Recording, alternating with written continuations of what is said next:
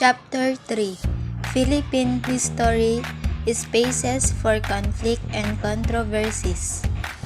Learning objectives: to protect historical events using primary sources, to organize the multiplicity of interpretation that can be read from historical texts, to identify the advantages and disadvantages of employing critical tools in interpreting historical events in through primary source. History is the study of the past. Geoffrey Barraclough defines history as the attempt to discover on the basis of fragmentary evidence the significant things about the past. He also notes the story we read through based on facts is strictly speaking not factual at all but a series of accepted judgment. It's said here that history is an important gathered data or information. It is very important and essential to us to be more updated to what happened on us, especially in our country in the past. Ang history din ay nagbibigay kaliwanagan sa atin. Ito rin ay pinakamahalagang basehan sa mga iba't ibang situation na kailangan depensahan later on. At ayon kay Geoffrey Barraclough, para sa kanya ang history ay is all about the significant o ang importansya ng history. Para sa kanya ang history, ito ay hinalungkat o isinulat na mahalagang pangyayari na dapat panghawakan. The Code of Kalansiaw is mythical legal code in epic history. Maragtas, it was revealed as a hoax. It was a source of pride for the people of Aklan in 1956. Itong Code of Kalansiaw ay isang legal na gawa para sa mga epic history ng Maragtas. Dito din nagmula ang pagmamalaki ng mga taga-Aklan noong 1956. The Code of Kalansiaw is the Datu Bendahara Kalansiaw, third chief of Panay, born in Aklan, na itinatag sa peninsula ng Batang, Aklan Sakop, at siya rin ang itinuturing lawgiver kasi siya ang naglaganap sa taong 1433 ang Code of Kalansiaw that containing 18 article. Don Marcelino Orelia of Saragao, Spain. Si Don Marcelino Orelia of Saragao, Spain, siya ang nakakuha sa original na manuscript that came from an old chief of Panay na isinalin ng isang Spanish na si Marvido Izamani. Siya ang nag-translated ng original manuscript. Itong Code of Kalansiaw ay napatunayan na hindi totoo or illegitimate when William Henry Scott defend their research at ibinase niya ito sa mga historical fiction sa taong 1913 by Jose E. Marco na ang title ay Los Antiguas Leyendas de la Isla de Negros. Pero sa code na ito ay may mga tao pa rin na naniniwalang legitimate ito. Primary sources: they draw their own reading, make sense of the past, not accessible at all, needs proper training. In primary sources, dito ay sila mismo ang nag-i-interpret ng kanilang information to make understand by their audience.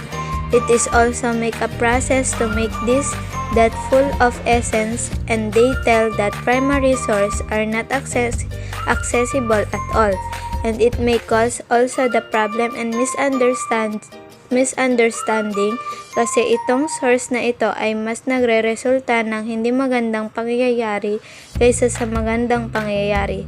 At kinakailangan din sa primary sources ang sapat na training for avoiding many problems and conflicts. Interpretation of the past therefore vary according to who reads the primary source, when it was read, and how it was read. The interpretation means kung paano nila basahin at intindihin or i-analyze ang mga patungkol sa mga nakalipas na pangyayari for their further and faster understand those things. And it tells how they criticize the past situation according in what they are reading. For example, in the work of Jose Rizal, which is Sa Aking Mga Kabata, This poem is very criticized in all about how he write this poem. What is purpose? It is also include here the important details, which is date of publish, that was on 1906 in a book of Hermenegildo Cruz. And also they criticize how they received this poem, and it was received by Saturnino Roselis. It was said also here that what language is used in writing this poem, which is Tagalog and many more. In hence or in sum up, in all the meaning of interpretation about the history is how you read, how you understand, and how you criticize the topic of the past, or what we call the history. Primary source and historical interpretation are important to ensure that the current interpretation is reliable to support or acceptable of event of the past. These two are essential to criticize and in reading some historical events for helping us to better understand the topic, at sinisigurado din dito na ang isang historical readings ay correct and true.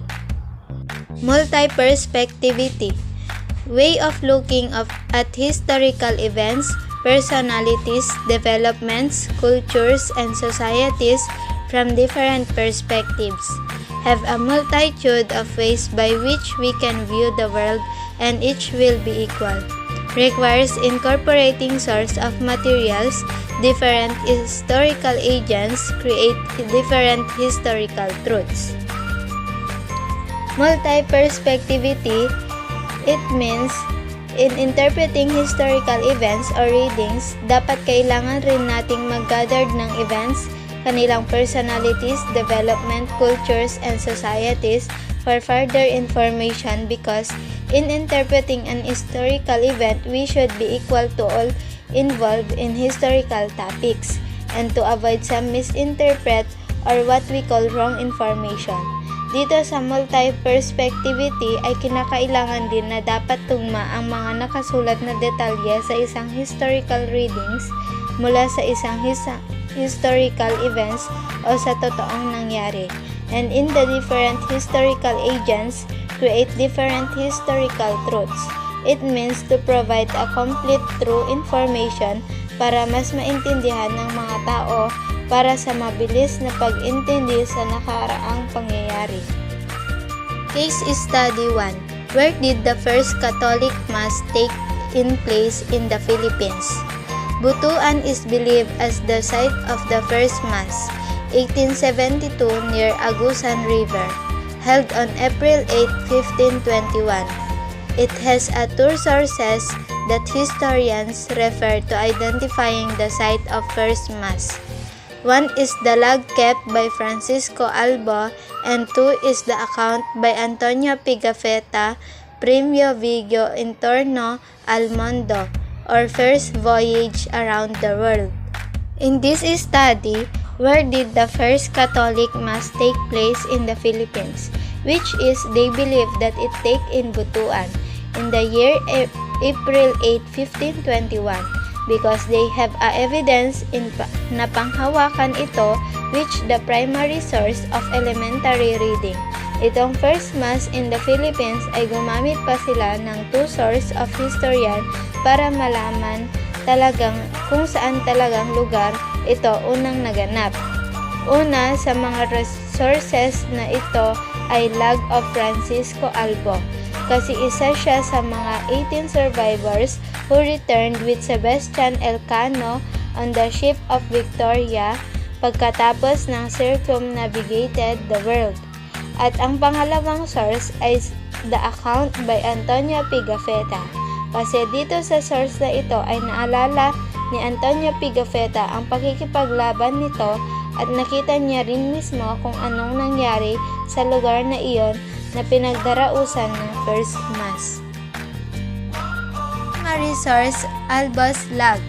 Source, Diario o Derrotero del Viaje de Magallanes desde el Cabo C. S. Agustín en el Brasil hasta el regreso a España de la nao Victoria, escrito por Francisco Albo. March 16, 1521, westerly course of Ladrones. The same day, another small island named Suluan. Departing from those two islands, they sailed westward to an uninhabited island of Gada. In Gada Island, they sailed westward toward Large Island. They turned also southwest to a small island called Mazava. The people in the island of Mazava were very good. From Mazava, they sailed northward again towards Ceylani. They sailed westward some 10 leagues. They sailed down at that channel. The town of Subo was on east-west direction of Suluan and Mazava. Here is primary source of Albos Lag in 16 of March, year 1521. They sailed the westerly course of Ladrones na may nakita din sila na isang land sa may bandang northwest, pero hiniram rin lang ng maraming malalapit na lugar dito sa Ladrones.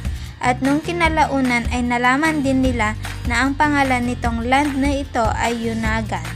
At ang Suluan na natagpuan din nila in southwards ay may nakita rin silang mga kanos o mga bangka, pero sila ay tumakas nung alam nilang may mga Spaniards na nag-approach sa kanila. Itong island na ito ay may kalayuan din na 9 and 2 degrees north latitude. At sila ay naglayag from island of Gada na doon sila nakakita ng mga supply of food and water. At ang lugar na ito ay mababaw lamang. And in that time and in that place, they found also an island which is large island named Ceylani. Na itong island ay isang tirahan at nalaman din nila na may gold ito. At tinawag din ni Pigafetta itong Ceylon, that island of Leyte. At pumunta rin sila in southwest na may small island called Mazava. They called that the people of the Mazava is very good. Because ipinakita pa rin kung saan nagmula ang mga gold, which is came in small pieces like peas and lentils. And from Mazava, sinundan nila ang papuntang Ceylani hanggang sa makita rin nila ang 3 small islands. At nakita rin nila sa may westward na 10 leagues and 3 islets ay may bumabang anchor in that night.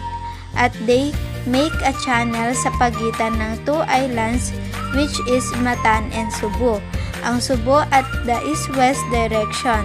At dito ay may maraming bangka in westward na did not directly to go. Primary source: Pigafetta's testimony on the route of Magallan's expedition. Saturday, March 16, 1521, Magallan's expedition sighted a highland named Zama. Sunday, March 17, they landed on another island which was uninhabited and which lay to the right. On that same day, Magallan named the entire archipelago the island of Saint Lazarus. Monday, March 18, in the afternoon of their second day on that island, they saw a boat coming towards them with 9 men in it. They were 2 springs of water on that island of Homohon. Consequently, Magallan renamed the island and called it the watering place of good omen, Aquada Labauni Zegmiali. Friday, March 22, the native returned. This time, they were in 2 boats and they brought food supplies. Magallana expedition stayed 8 days at Homohon. Monday, March 25, in the afternoon, the expedition weighed anchor and left the island of Homohon. The route taken by expedition after leaving Homohon was toward at west-southwest between 4 islands, namely Senalo, Hay-Unanghan, Ibuson, and Albarian. Thursday, March 28, in the morning, Holy Thursday, March 28, they anchored off an island where the previous night they had seen a light of bonfire. And they remained 7 days on Mazawa Island. Thursday, April 4, they left Mazawa bound for Cebu. At Gatinghan, they sailed westward to the three islands of the Camotes group, namely Poro, Pasihan, and Ponson. From the Camotes Island, they sailed southwards towards Cebu.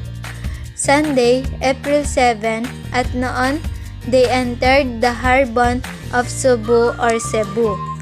Here in the primary source of Pigafetta and Albo are the same in including and in organizing some information or data that they gathered in the time of historical events and historical place that they came from and found. Makikita natin dito sa dalawang source na ito ay may ipinakita ang pagkakasunod-sunod na pangyayari in this primary source para mas maintindihan ng mga audience or mambabasa ang tunay na pangyayari at para mas mapaniwalaan ito ng lahat na ito ay tunay at totoo. Primary source, Pigafetta and 7 days in Mazawa.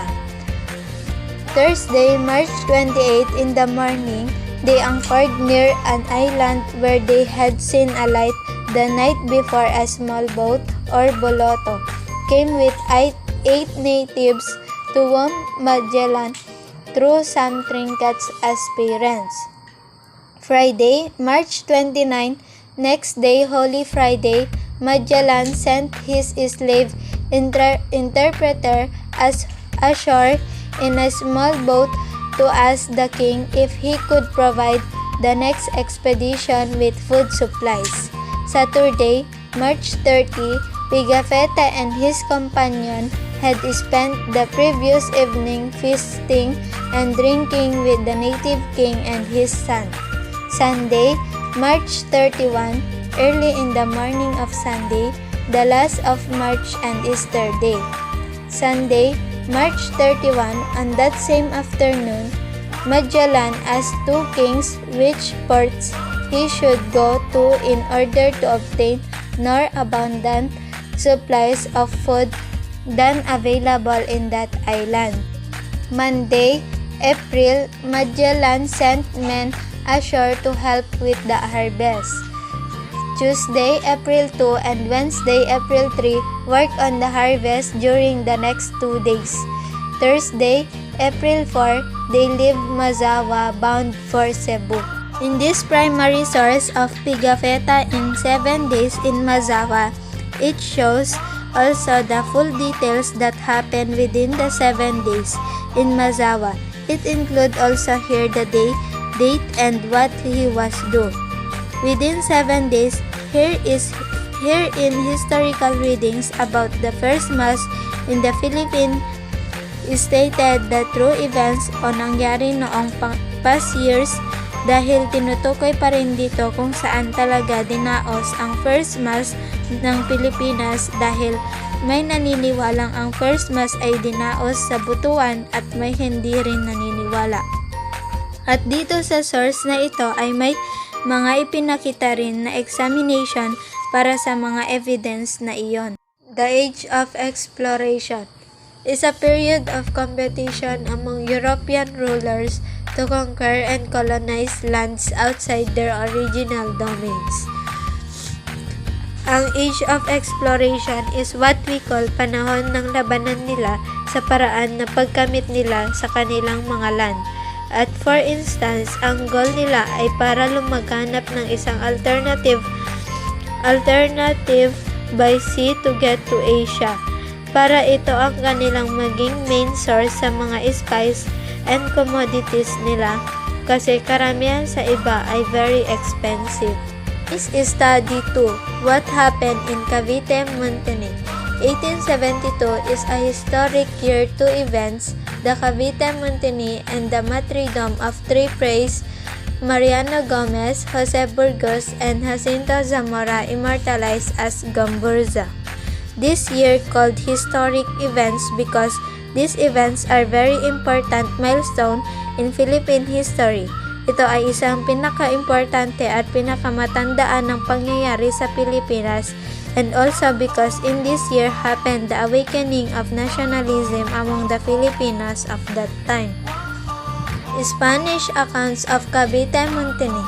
The documentation of Spanish historian Jose Montero y Vidal centered on how the event was an attempt in overthrowing the Spanish government in the Philippines. Another account from the official report written by then Governor General Rafael Izquierdo implicated the native clergy. Dito naman sa Spanish accounts of the Cavite Montini, isinaad or it indicate here all the information and will collaborate it properly through the following past events in the case of Cavite Montini, where these two accounts by Jose Montero y Vidal stated well the events in Spanish government in the Philippines, and in the same with the account of Governor General Rafael Izquierdo. Primary source: excerpts from Montero's account of the Cavite Montini. Source: Jose Montero y Vidal. Spanish version of the Cavite Montini of 1872 in Gregorio Zaide and Sonia Zaide. Spanish Revolution which overthrew a secular throne. The outbursts of American publicists and the criminal policy of the senseless governor whom the revolutionary government sent to govern the Philippines. The authorities received anonymous communications with the information that a great uprising would break out against the Spaniards. Principal leaders met either in the house of Filipino Spaniard D. Joaquin Pardo de Tavera. These excerpts from Montero's account of the Cavite Montini. In this source is stated what happens when the Spain or Spaniards govern the Philippines at kung paano nila hadlangan ang pagiging independent ng mga taga-Philippines. Because in this source is stated that they govern the Philippines that is sent by the American publicists and criminal policy of the senseless governor. And also it is stated here how the Spaniards does not give notice to the communication or information para matigil ang pananakop ng mga Spaniards. Primary source: excerpts from the official report of Governor Izquierdo on the Cavite Montini of 1872. Source: Rafael Izquierdo, official report on the Cavite Montini. The instigators to carry out their criminal project protested against the injustice of the government. They protest for the workers. If they have a revolution, they attempt to overthrow Spanish government in the Philippines. This event is a part of a big conspiracy among educated leaders, mestizos, lawyers, and residents of Manila and Cavite. This account was detailed on January 20, 1872, on February 1872, Gomburza.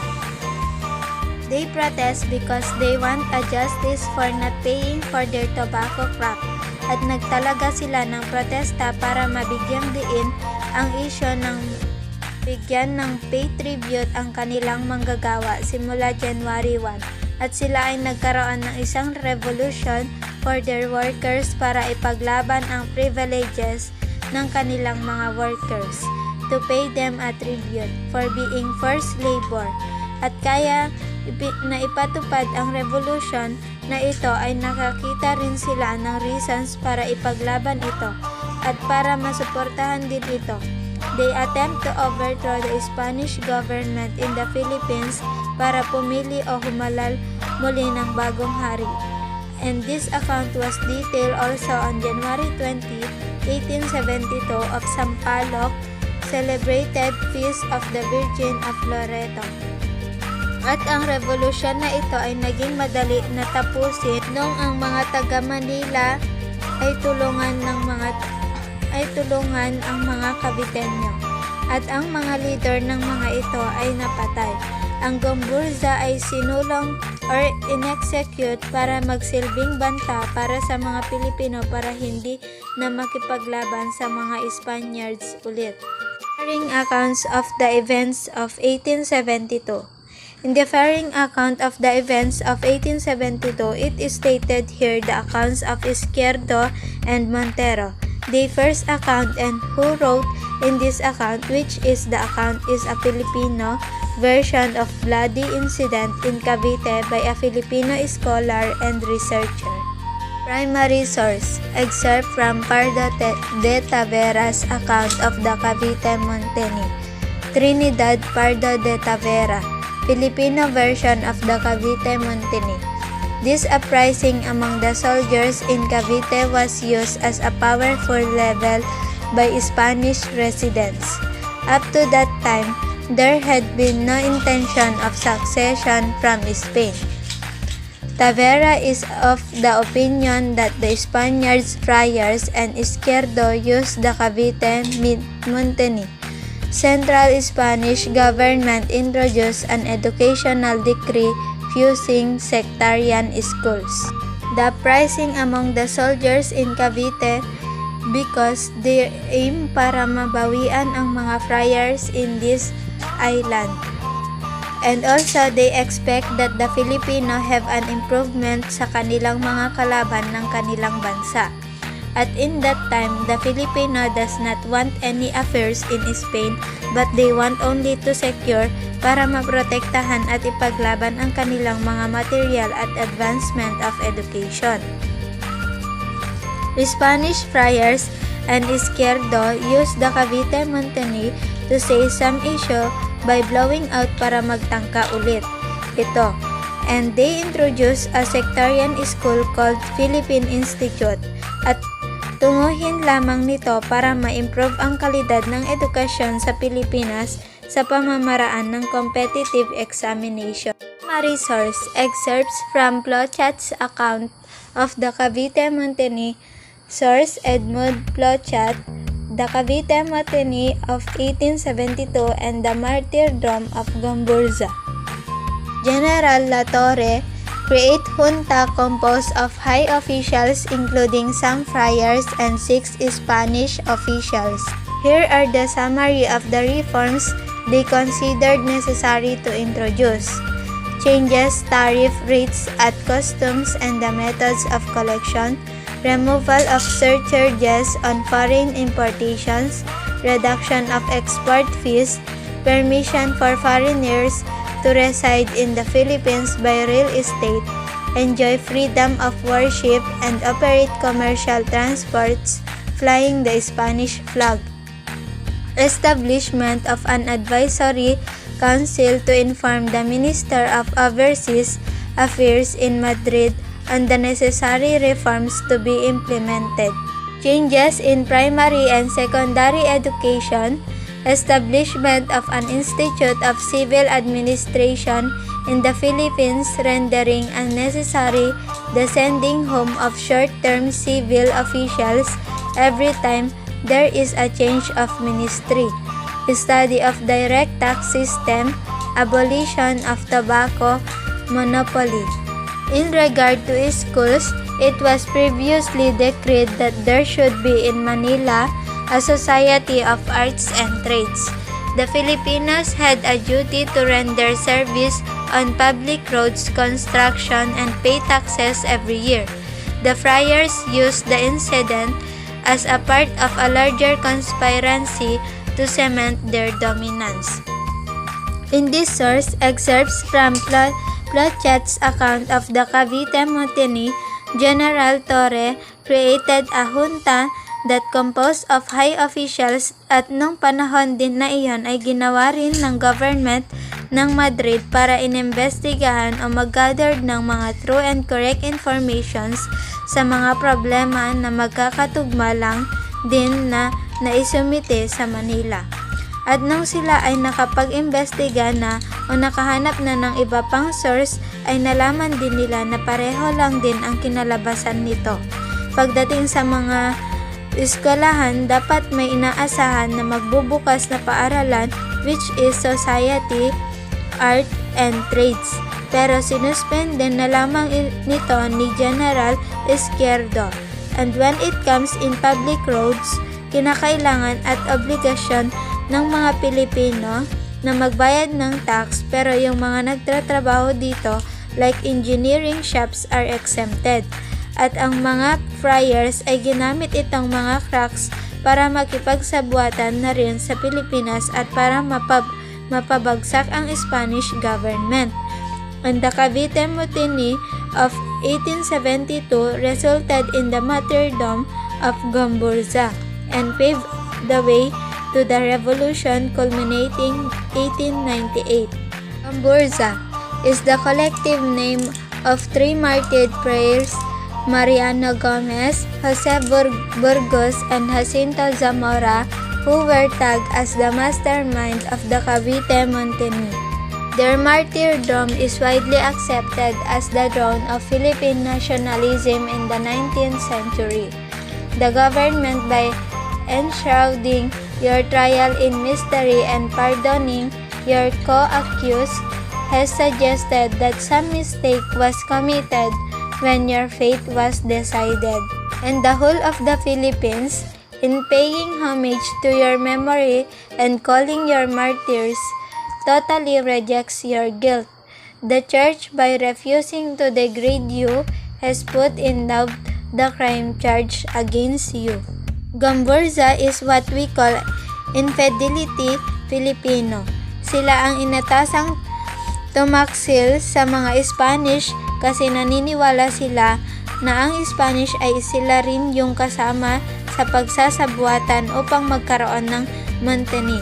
And the Gomburza is implement to say all the true events that have done in that time because they're the witness, which is Jose Rizal.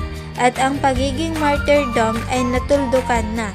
And they start or to begin first to Philippine nationalism at rineflect at dinedicate din dito ang novel ni Jose Rizal, which is El Filibusterismo.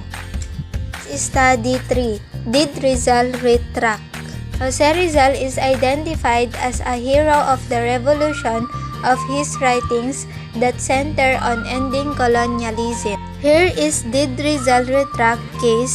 It involved here his novel or writing that one of his contribution para sa pamamagitan ng kanyang pagsusulat ay maipahayag niya ang kalayaan ng Philippines laban sa mga friars. And this document called the retraction because to retake the nationalism of the Filipino and to give back and continue the faith in Catholic. Primary source, Rizal's retraction. Source, translated from the document found by Father Manuel Garcia.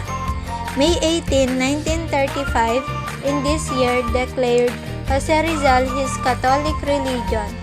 December 29, 1896, Jose Rizal state his iteration for the text of this retraction.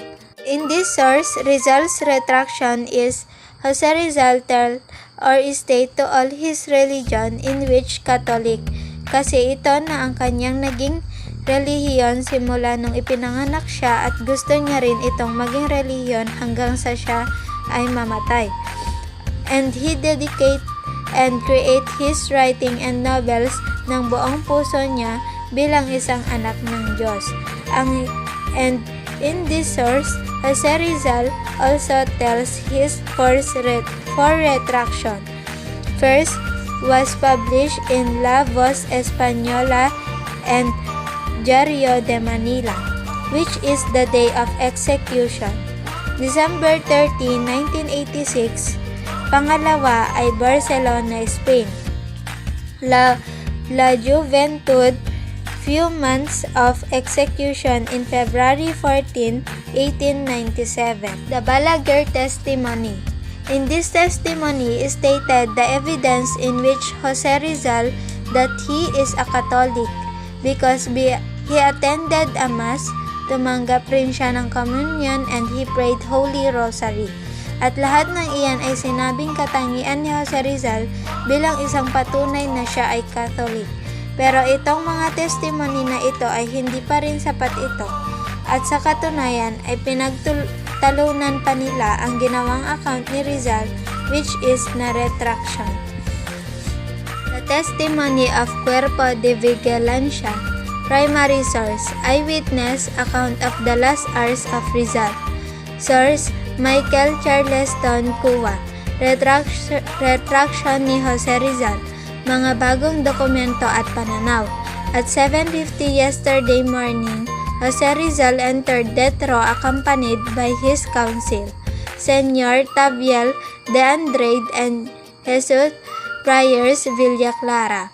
Senor Andrade left death row at 10, and Rizal spoke for a long while with the Jesus fathers, March and Villaclara, regarding religious matters it seems. At 3 in the afternoon, Father March entered the chapel and Rizal handed him what he had written. At 5 this morning of the 30th, the lover arrived at the prison dressed in mourning. In this source of account of the last hours of Rizal, it tells in this source that the retraction of Jose Rizal was published also in GMA News Online that published on December 29, 2016. At nakapaloob rin dito ang mga mahahalagang pangyayari katulad ng 7:50 yesterday morning, they have a breakfast and Senyor Maure tinanong kung ano pa ang gusto niya at sinabi naman ni Jose Rizal na ang gusto niya lamang ay magbasa ng Biblia or prayer book. And in that time, Rizal spoke with religious matters. Siya nagkwento patungkol sa mga relihiyon at hanggang pinagtaluhan nila nito ni Senyor Andrade hanggang sa oras na 12:30. And in this time also Rizal signed the document that the accused had written. They arrived and they entered chapel para sa kasal nila Jose Rizal and the woman his lover. But the nuptial of the Rizal and his lover came into death and nauwi sa disgrasya. At sa nangyaring ito ay itinuloy pa rin nila ang revolution that resulted 1898. Rizal's connection to the Katipunan is undeniable. Rizal may not have officially part of the Katipunan. In 1896, the Katipuneros decided to inform Rizal of their plans. In this source is stated that the connection of Rizal to the Katipunan. It is stated here how Rizal connected to the Katipunan. Si Rizal ay naging konektado sa Katipunan dahil isa sa mga kasamahan niya ay kasama rin dito na si Andres Bonifacio.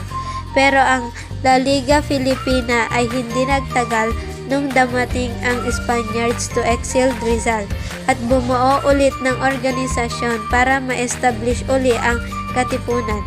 Ito ay noong July 7, 1892. Pero sinabi rin dito na si Rizal ay hindi kasali sa Katipunan pero binigyan pa rin nila ng pagpupuri sa mga kasulatan ni Jose Rizal. In 1896, in this year is stated that they tell the plans about the revolution and Jose Rizal said that siguraduhin lamang natin na sa revolution na ito ay dapat isecure ang mga kaligtasan ng bawat Pilipino. Case study 4. Where did the cry of rebellion happen? El Grito de Rebelión or Cry of Rebellion. This is controversy regarding this event stems from identification of date and place where the cry happened. In this case, it tells the all information about when it start the revolution, which is El Grito de Rebelión or Cry of Rebellion, na ito ang hudyat ng pagsisimula ng revolusyon o digmaan. At ito ay nangyari noong 1896 sa Manila.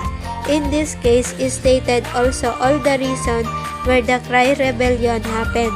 At ang sedula ay dinala ni Bonifacio at they also see by the writers o natuklasan din nila na si Emilio Aguinaldo ay isa sa mga namahala sa Himno de Balintawak para makabawi sa pagkatao mula sa biyak na bato. And in this time, it also celebrated the Cry of Balintawak in August 26. Different dates and places of the cry. In this statement of source, it is stated here the dates and places of where and when Cry Rebellion happened, which is the cry was happened in Balintawak sa taong August 25, 1896. At si Santiago Alvarez, isa sa mga katipunero, siya ang nagdala ng sinasabing Bahay Toro in Quezon City in November 24, 1896. Si Pio Valenzuela na ang Cry of Rebellion ay nangyari din sa Pugad Lawin on August 23, 1896. At si Gregorio Zaide ay nalaman din niya na ang Cry of Rebellion ay nangyari sa Balintawak. At sum up all, in this source, it tells their own place and dates according to their findings about the event of Cry of Rebellion. Primary source, account of the cry. Source, Guillermo Masangkay, Cry of Balintawak in Gregorio Zaide. On August 26, a big meeting was held in Balintawak. At about 9 o'clock in the morning of August 26, the meeting was opened with Andres Bonifacio presiding and Emilio Jacinto acting as secretary. Bonifacio then asked the people to give a pledge that they were to revolt. This source of accounts of the cry, it is stated here all they do and tell also here all the time, date and year, how cry begins. One of it's when they create the organization. And also, sinabi rin dito kung ano ang purpose ng meeting to stop the revolution against to the Spaniards at para lumayo na rin ito sa kanila. And Bonifacio as na para matigil na ang severance mula sa mga Spaniards ay dapat punitin nito ang kanilang mga sedula. Pio Valenzuela. Source, Pio Valenzuela, Cry of Pugad Lawin in Gregorio Zaide and Sonia Zaide. The first place of refuge of Andres Bonifacio, Emilio Jacinto, Procorpio Bonifacio, Teodoro Plata, Aguedo del Rosario.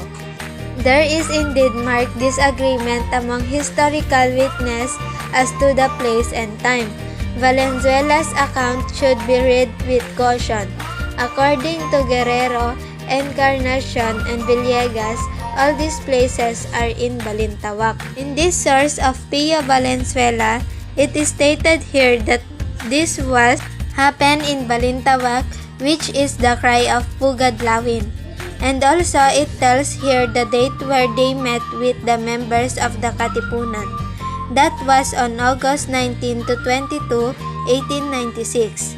Bishop Potas Alejandro Santiago, Ramon Bernardo Apolonio Samson, and others, ang mga ito ay kasama din sila sa mga pangyayari.